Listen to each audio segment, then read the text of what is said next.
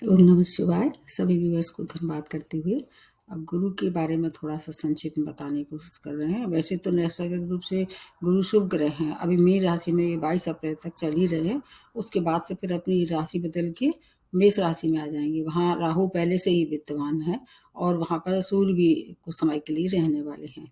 तो ये नैसर्गिक रूप से शुभ ग्रह होने के साथ साथ एक तो तेज ग्रह जो जो क्रूर ग्रह जिसको कह सकते हो, एक पापी ग्रह, दोनों के बीच का में आ जाएंगे ये। तो ये अस्त हो जाएंगे लगभग। ये अस्त इनकी स्थिति वैसे तो ये प्रवेश तो ये पहले कर चुके हैं, लेकिन बिल्कुल निकट आने वाली जो स्थिति होगी सूर्य के पास बिल्कुल बहुत निकट आने से बिल्कुल अस्त हो जाएंगे। ये है 28 मार्च से लेके 26 अप्रैल तक। ये स्थिति काफी लोगों के लिए परेशानी भरी हो सकती है। और आपको पता होगा कि जब भी मीन राशि में सूर्य आ जाते हैं तो शुभ कार्य जो है वो उसमें वर्जित हो जाते हैं, प्रतिबंधित हो जाते हैं। कोई भी शुभ कार्य, नया कार्य शुरू नहीं करते हैं। जो काम पहले से निर्धारित हैं, जैसे मान लीजिए किसी के यहाँ जन्म हुआ है बच्चे का, उसकी पास नहीं है, या मुंडन संस्कार है, इन सब चीज़ों में थोड़ा सा रिलैक्सेशन हो सकता है। और वैसे भी काल परिस्थिति और देश के हिसाब से थोड़ा सी फ्लेक्सिबिलिटी भी ज़रूरी होती है। तो ये 28 मार्च से लेकर 26 अप्रैल तक अस्त रहने वाले हैं। और 22 अप्रैल से जैसे ही ये अपनी राशि बदलेंगे, अस्त अवस्था में ही ये अपनी राशि बदल लेंगे। ये फिनोमेना होने वाली है। तो बृहस्पति के लिए ऐसा माना जाता है, ये नैसर्गिक रूप से शुभ ग्रह हैं। ज़्यादातर इनकी दृष्टियों में तो बहुत ज़्यादा शुभता रहती है जहाँ से ये बैठते हैं। उस वहाँ से 3 दृष्टियों को देखते हैं। 3 दृष्टि मतलब जैसे कि जिस भाव में बैठे हैं वहाँ से पंचम दृष्टि होती है एक, इनकी सप्तम होती है, एक नवम दृष्टि होती है। और जिस भाव में बैठते हैं उस भाव की शुभता में थोड़ी-सी कमी कर देते हैं। इस समय कुछ राशियों में ये हंस नामक जो पंचमहापुरुष उसका निर्माण कर रहे हैं, उसका वीडियो मैंने बहुत विस्तार से बना के बताया है।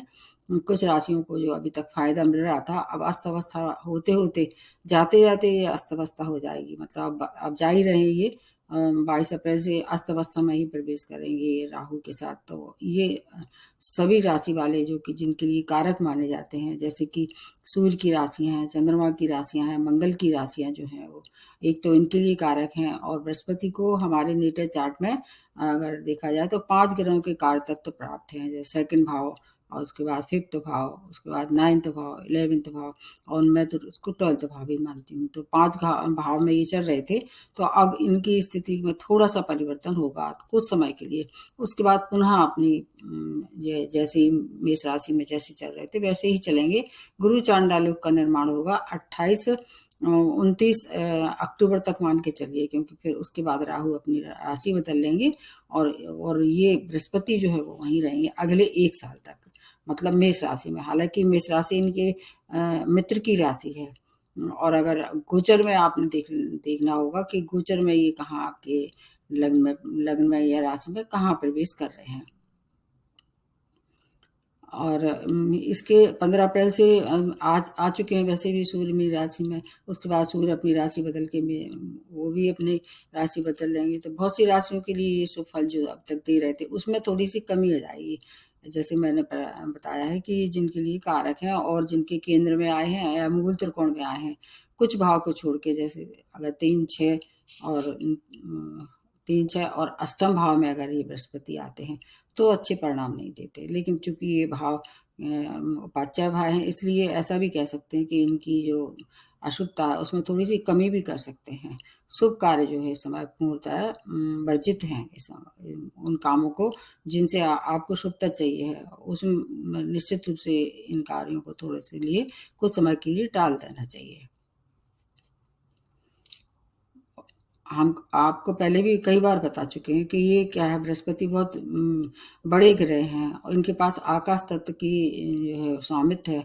आकाश तत्व इनके पास है जिसमें और सब तत्व जो है वो विद्यमान रहते हैं। आप इसमें बहुत विस्तार से मैं नहीं बता के केवल संक्षिप्त में बता देती हूँ। कर्क राशि में उच्च रहते हैं और मकर राशि में नीच रहते हैं। बृहस्पति के 2 राशियों का स्वामित्व प्राप्त है, एक धनु राशि और एक मीन राशि। सूर्य के, मंगल के और चंद्रमा के मित्र हैं। शनि से और बुध से इनकी समता है और शुक्र को अपना ये शत्रु मानते हैं। तो कुछ राशियों के लिए बहुत अच्छी सूचना है। हर बार ऐसे ही होता है।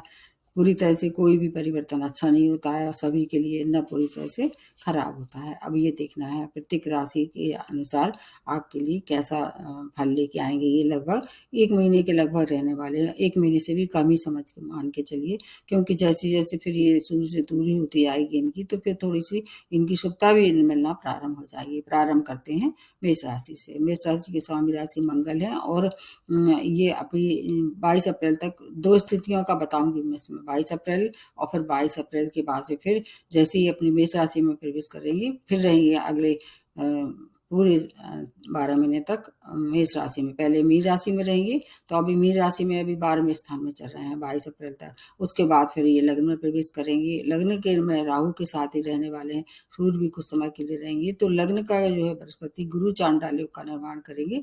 अगर आपके नेटा चार्ट में बृहस्पति की स्थिति अच्छी है, चूंकि मंगल के लिए मित्र हैं ये, इसलिए आपको बहुत सी चीजों का फायदा करने वाले हैं। लग्न में बृहस्पति ऐसे कहते थे 100 दोषों को माफ करते हैं। इसमें इनके कुछ और भी ग्रह रहेंगे, बुध भी रहेंगे कुछ समय के लिए।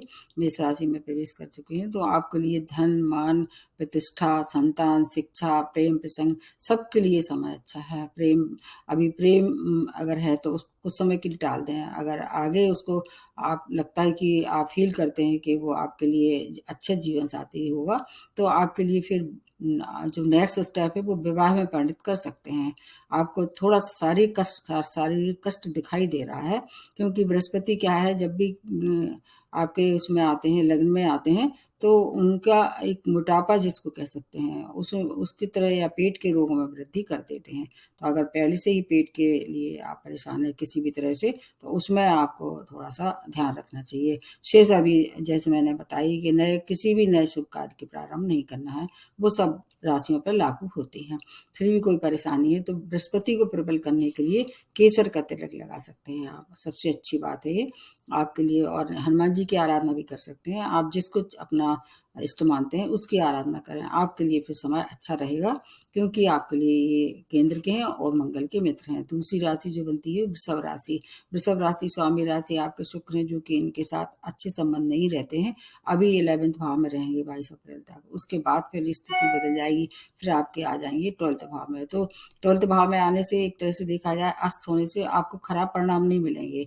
हालांकि ये शुभ ग्रह हैं, लेकिन आपके लिए ये शुभ कारक ग्रह नहीं मानते हैं। वृष राशि और तुला राशि जिनके स्वामी राशि शुक्र है, उनके लिए कारक नहीं होते हैं, लेकिन आपके 12वें भाव में आ रहा है, जो कि अच्छा नहीं मानते हैं। तो व्यय की जो अभी तक आप कर रहे थे उसमें थोड़ी सी और वृद्धि दिखाई देगी, और आपके लिए सुख साधनों में तो उस पर खर्च कर सकते हैं।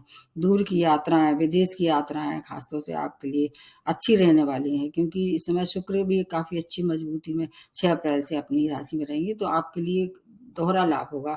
इसलिए दोनों स्थिति आपके लिए अच्छी है। अभी जब 11वें भाव में थे तब भी और 12वें भाव में है तब भी। अध्यात्म में रुचि आपकी बढ़ने वाली है।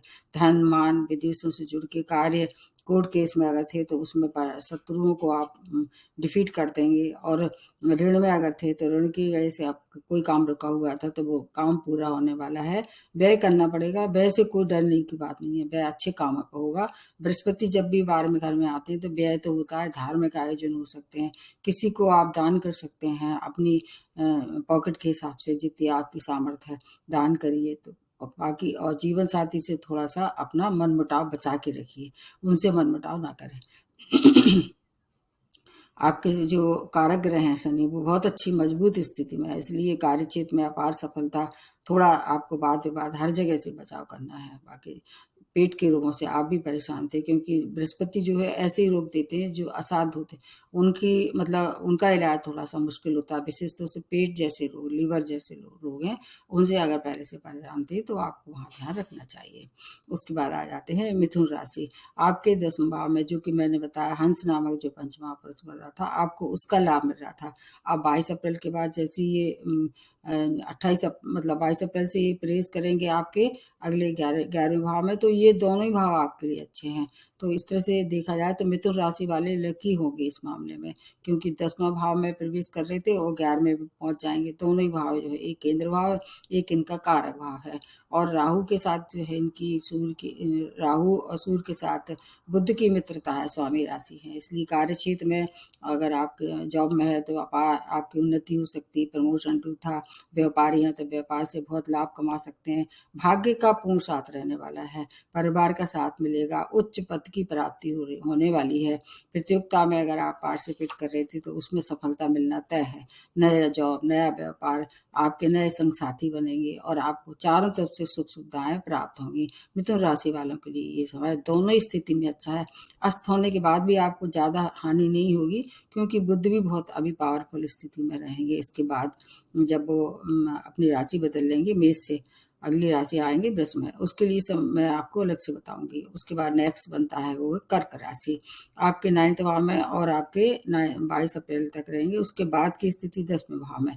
तो ये 9th और 10th दोनों ही भाव ये भी अच्छे हैं, क्योंकि वैसे तो आपके लिए कारक भी हैं, लेकिन ढैया के वजह से थोड़ी परेशानी आपको दिखाई दे रही है। कार्य क्षेत्र में थोड़ी सी परेशानी दिखाई दे रही है। कोर्ट केस वगैरह में इन्वॉल्वमेंट था तो वहाँ थोड़ी शांति रखें। एक महीने के लिए मतलब निर्णय टाल दें किसी भी तरह से। परिवार के रिश्ते भी खराब इस समय होते दिखाई दे रहे हैं। ड्राइविंग करते हैं थोड़ी सावधानी रखें। बड़े इन्वेस्टमेंट तो भूल के भी ना करें। ढैया वाले और साढ़े साथी वाले थोड़े से ध्यान रखा करें। जब भी कोई करना है इस तरह से बड़ा काम या बड़ा कोई इम्पोर्टेंट डिसीजन लेना है तो किसी से अच्छी सलाहकार से सलाह ले लें, फिर आगे बढ़ें। क्योंकि आपके लिए ढैया है और शनि आपके लिए कारक नहीं होते। शनि दो मतलब स्वामी राशि जिनकी, जैसे मंगल और चंद्रमा, उनको ज़्यादा प्रताड़ित करते हैं। इसलिए कोई भी रिस्क ना लें, शत्रु की तरफ से सावधानी रखें और शिव की आराधना करते रहें। शिव आपके लिए सबसे अच्छे रहने वाले हैं। हर तरह से आपकी परेशानी दूर होगी और आपका बचाव होगा। उसके बाद आ जाते हैं सिंह राशि, आपके स्वामी राशि सूर्य हैं, उनकी वजह से ही अस्त हो रहे हैं। अष्टम भाव में अस्त हैं ये। उसके बाद फिर ये अपनी राशि जैसी बदलेंगे, 9th भाव में आ जाएंगे। तो 2 भाव जो है मतलब प्रभावित होंगे। अष्टम भाव से जुड़ी हुई अचानक धन की प्राप्ति होने वाली है। आपके लिए समय अच्छा है। और विदेशों से जुड़ के कोई कार्य कर रहे थे उसमें प्रगति दिखाई दे रही है। व्यापारी हैं तो कार्य क्षेत्र में या व्यापार में अपार सफलता दिखाई दे रही है। नए अवसरों से आपका मन प्रसन्न रहने वाला है। सोर्स ऑफ इनकम की वृद्धि दिखाई दे रही है। पैरेलल इनकम दिखाई दे रही है। इसके साथ साथ महत्वपूर्ण मामले हैं उनको भी थोड़ा सा ध्यान रख के निर्णय लेना है। पेट के रोगों से ज़्यादातर लोगों को ये पेट के रोग इस समय दिखाई दे रहा है होते हुए। पेट के रोगों से आपको भी सावधानी रखनी है और किसी से भी वाद विवाद ना करें, इतना याद रखें आप। वैसे तो 9th भाव पिता का भी है, तो पिता से जुड़ के कोई कार्य करते हैं, उनकी सलाह से कोई कार्य करते हैं तो उसमें सफलता मिलने निश्चित रूप से ज़्यादा सफलता बड़ा है। वो निर्णय जो पिता से मिलकर करते हैं। आपके लिए भी समय अच्छा ही है, खराब नहीं है ज़्यादातर, क्योंकि शुभ ग्रह हैं। ये अशुभ फल तो देंगे नहीं, थोड़े शुभ कम देंगे, लेकिन ऐसे नहीं कह सकते कि अशुभ हो जाएंगे। कोई भी नियम अगर उसको मतलब देखा जाए तो अपनी करवाहट तो नहीं छोड़ता, लेकिन हाँ उसकी अगर किसी मीठी चीज़ से खाए तो उसका तो करवाहट में कमी आ जाएगी। ठीक यही बात है यहाँ पर लागू होती है। उसके बाद आ जाते हैं कन्या राशि, आपके 7th भाव में 22 तक, उसके बाद अष्टम में अस्त हो गए। तो 7th भाव में जब तक है तब तक आपके लिए एक बहुत अच्छा राजयोग का निर्माण कर रहे हैं। हंस नामक, आपको मैंने बताया कि 4 राशियों में आपकी भी एक राशि है। उसके बाद अष्टम में अस्त होने से आपको शत्रुओं का बचाव करेंगे। शत्रुओं से, गुप्त शत्रु जो आपको परेशान कर रहे थे उनसे बचाव हुआ। कार्य क्षेत्र में नया जॉब, नया परिवर्तन आपके लिए सुखद रहने वाला है। अनुकूलता के साथ आप चेंज ऑफ प्लेस भी कर सकते हैं। पुत्र की स्थिति में आपको अगर कोई उनकी उन्नति नहीं होने वाली थी, उनकी शिक्षा में व्यवधान आ रहा था, तो वो अब दूर होगा। पुत्र रत्न की प्राप्ति भी हो सकती है। व्यापारी हैं तो व्यापार से लाभ हो सकता है। भूमि वाहन के सुखों में वृद्धि दिखाई दे रही है। आपको भी बड़ा इन्वेस्टमेंट नहीं करना है, बस इतना ध्यान रखें। और फिर भी कोई परेशानी है तो आपको क्या करना है कि ये अष्टम भाव में आ जाएंगे, तो उसमें आपको अष्टम भाव में चोट चपेट दुर्घटना से थोड़ी सी अपना बचाव करना है। गणेश जी की उपासना करिए, आपके इष्ट हैं, और फिर या जिसको आप इष्ट मानते हैं, तो आपका फिर बचाव भी होता रहेगा। उसके बाद नेक्स्ट जो बनती है तुला राशि। तुला राशि जो है वो आपके लिए 6th भाव में और 22 तक, उसके बाद 7th में प्रवेश करेंगे। 6th भाव में जब तक ये है तो जिस भाव में ये बैठते हैं उसकी वृद्धि करते हैं। तो शिक्षा प्रतियोगिता में अगर देखा जाए आपको सफलता मिलना तय है। वैवाहिक जीवन में थोड़ी-सी आपको सावधानी रखनी पड़ेगी, क्योंकि सप्तम में जैसे ही आ जाएँगे तो आपके किसका है ये, आपके बिज़नेस पार्टनर का, जीवन साथी का है, उसमें थोड़ी-सी परेशानी पैदा करेंगे जब तक ये अस्त रहेंगे। उसके बाद फिर स्थिति अच्छी हो जाएगी। उसके बाद रोग से, ऋण से सबसे छुटकारा मिलने वाला है। 22 के बाद आप चाहें थोड़ा-सा आप ध्यान रखें। अगर नया काम शुरू करते हैं तो किसी से भी सलाह लें। दूर की यात्राएँ करते समय भी थोड़ी-सी सावधानी रखें। मतलब 2 तरह का प्रभाव रहने वाला है 22 तक और 22 के बाद का। अस्त-व्यवस्था वाली जो है 22 से शुरू हो जाएगी और जैसी राशि बदलेंगी 22 के बाद, फिर 2 भाव को हर एक राशि वालों को अफ़ेक्ट करेंगे।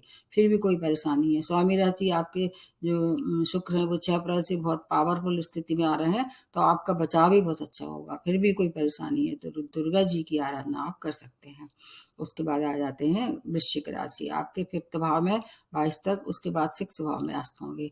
तो 5th भाव में जब तक ये हमें अगर देखा जाए, जब अस्त नहीं हो रहा है, मतलब 28 के पहले तक का जो है वो आपके लिए शिक्षा का, संतान का, आपके लिए वैसे भी ये कारक हैं और ये इनका पंचम भाव भी इनका अपना भाव है, कारक भाव है, तो हर तरह से लाभ पहुँचाने वाले हैं। अब लेकिन जैसे ही अस्तों के 6th भाव में आ जाएँगे तो फिर दूसरी तरह से लाभ पहुँचाएँगे। कार्य क्षेत्र में प्रमोशन, नए जॉब की प्राप्ति, पुराना कोई अगर काम रुका हुआ था जॉब से रिलेटेड, तो वो जॉब से रिलेटेड काम पूरा हो सकता है। शत्रुओं से कोई हानि थी, वो परास्त होने वाले हैं। पुराने रुके हुए कार्य पूरे होने वाले हैं।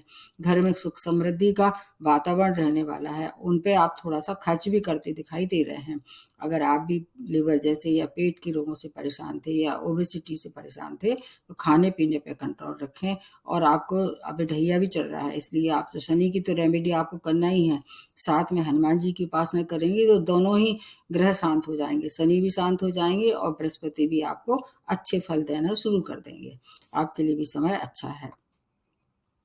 उसके बाद आ जाते हैं धनु राशि, आपके अभी 4थे भाव में चल रहे हैं, उसके बाद फिर पंचम भाव में, मतलब 2 भाव को प्रभावित करेंगे। स्वामी राशि हैं आपके, तो आपके लिए राजयोग का निर्माण करते हैं। 2 ऐसे भाव, एक मूल त्रिकोण, एक आपका केंद्र भाव, राजयोग, और ऊपर से आपको स्वामी राशि है। मतलब आपके लिए बहुत अच्छा समय है धनु राशि वालों के लिए। कैसे? जैसे कि आपके भूमि वाहन के सुखों में कोई कमी आ रही थी या खरीदना चाह रहे थे, वो उसमें वृद्धि दिखाई दे रही है। आपके शिक्षा में कोई व्यवधान आ रहा था, जैसे आप एक स्कूल लेवल तक की कोई शिक्षा में परेशानी आ रही थी, वो दूर हो जाएगी। आपको नए इन्वेस्टमेंट नहीं करना है।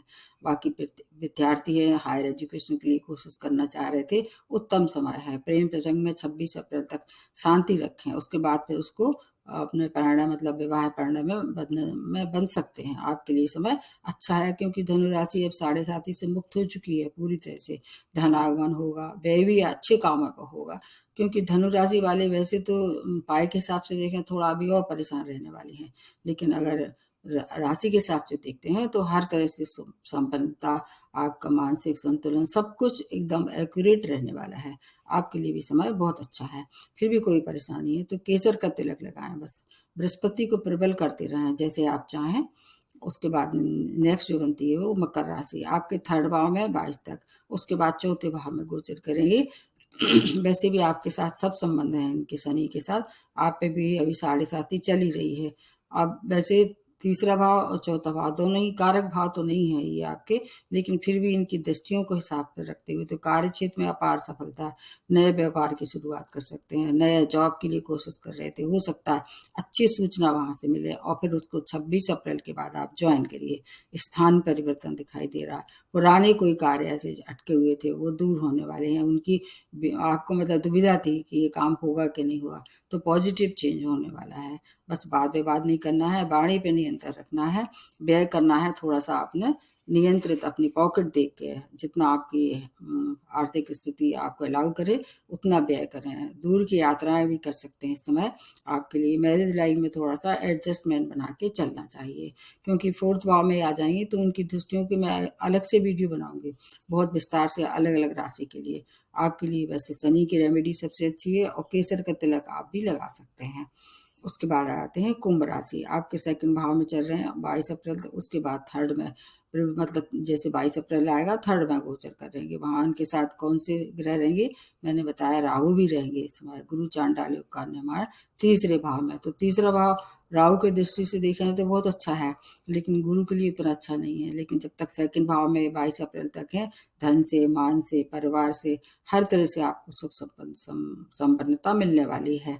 उसके बाद का दूर की यात्राएं करते हैं या नए संपर्कों से आपका अच्छा मेल जोल होने वाला है। आपके लिए जो है नए कार्य करेंगे, जो नई योजनाएं अभी आप आगे नहीं बढ़ा पा रहे थे उनको, अब नई योजनाएं आपके लिए अच्छी हैं, भविष्य निर्माण के काम में आएंगी। क्रोध नहीं करना है आपको भी, किसी से भी वाद विवाद नहीं करना है, अन्यथा कार्य क्षेत्र में तनाव हो सकता है। मैरिज लाइफ में भी आपको किसी से भी भिड़ना नहीं है, चाहे मैरिज हो लाइफ हो, चाहे आपके बिजनेस पार्टनर हो। व्यापारी हैं तो आपके लिए नए विस्तार की इस समय संभावना कमी दिखाई दे रही है, क्योंकि साढ़े साथ ही आप पे भी चल रही है। अगर करना भी पड़े तो किसी से विचार विमर्श कर लें। कुल मिला के है कि कुंभ राशि वालों के लिए ये दोनों ही स्थिति में गुरु का अच्छा नहीं है ये परिवर्तन। फिर भी ध्यान रखना, अस्त है इसलिए बहुत ज्यादा हानि तो किसी को नहीं होगी, लेकिन हाँ शुभता में कमी जरूर आ जाएगी, क्योंकि सेकंड भाव वैसे इनका कारक भाव था, अब थर्ड भाव अकारक है, तो इसलिए दोनों ही स्थितियां आपके लिए बहुत अच्छी नहीं है। उसके बाद आ जाते हैं मीन राशि, आपके लग्न में उसके बाद फिर सेकंड में गोचर करेंगे, तो दोनों स्थिति आपके लिए बहुत अच्छी है। हालांकि अब 7.5 आप पे भी लग चुका है। शनि भी आपके लिए ज्यादा हानिकारक नहीं है, अपनी ही राशि में है, और हालांकि 12th भाव में शनि है, तो ये अगर लग्न में आया बृहस्पति 100 कुंडलियों के 100 दोषों को माफ करता है। चूंकि राहु के साथ है इसलिए गुरु चांडाल योग बनेगा, इसलिए थोड़ी सी शुभता में कमी रहेगी। सूर्य के साथ अस्त रहेंगे, लेकिन फिर भी संतान, शिक्षा और आपके जो और मतलब जैसे कि आप शेयर मार्केट से अगर कुछ पैसा कमा रहे थे, थोड़ा सा बड़े इन्वेस्टमेंट ना करें। बाकी शिक्षा में कोई व्यवधान आ रहा था तो 26 अप्रैल के बाद पूर्णतः है आपको शुभता देने वाले हैं। हालांकि राहु अभी वहां रहने वाले हैं, लंबे समय तक रहने वाले हैं, अक्टूबर तक। तो फिर भी दोनों ही स्थिति में आपके लिए धन से, मान से, सम्मान से, परिवार से सभी कार्य पूर्ण होने वाले हैं। वैवाहिक संबंध अगर खराब चल रहे थे तो वहां एडजस्टमेंट करके चलें, और 26 अप्रैल के बाद अगर चाहें तो विवाह में पड़े तो उसको कर सकते हैं। संतान सुख में वृद्धि होगी, धन लाभ होगा, मान प्रतिष्ठा में वृद्धि, क्योंकि एक तो स्वामी राशि है और इतनी प्रबल अवस्था में अभी चल रहे थे उतने थोड़े से कम हो जाएंगे। उसके बाद जब ये अपना मतलब पूर्ण उसमें आ जाएंगे, पावर में आ जाएंगे, तो आपके लिए विवाह की स्थिति भी बनेगी। आप चाहें तो विवाह में परिणित उसको प्रेम प्रसंग को विवाह में परिणत कर सकते हैं। कुल मिला के है कि आपके लिए भी समय बहुत अच्छा है।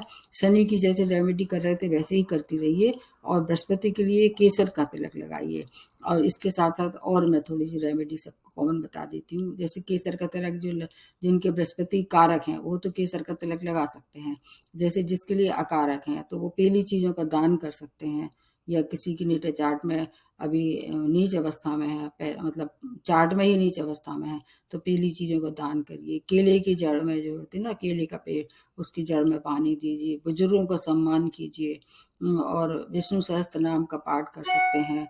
इसके साथ बुजुर्गों का जो है वो आप कहीं जाके मतलब जैसे आप देख रहे हैं कोई असहाय है उसकी मदद कर सकते हैं, मंदिर में जाके श्रमदान कर सकते हैं।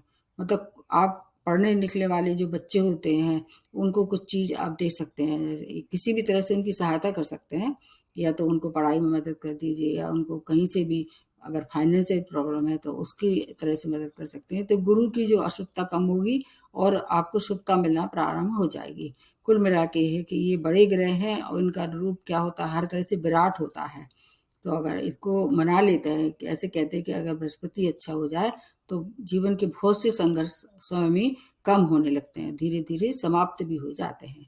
तो आज देख लीजिए आपके लिए ये कितना उपयोगी सिद्ध होता है ये वीडियो। फिर भी कोई परेशानी है तो आप मेरे को मेल कर सकते हैं। आज यहीं समाप्त करते हुए नमस्ते और धन्यवाद।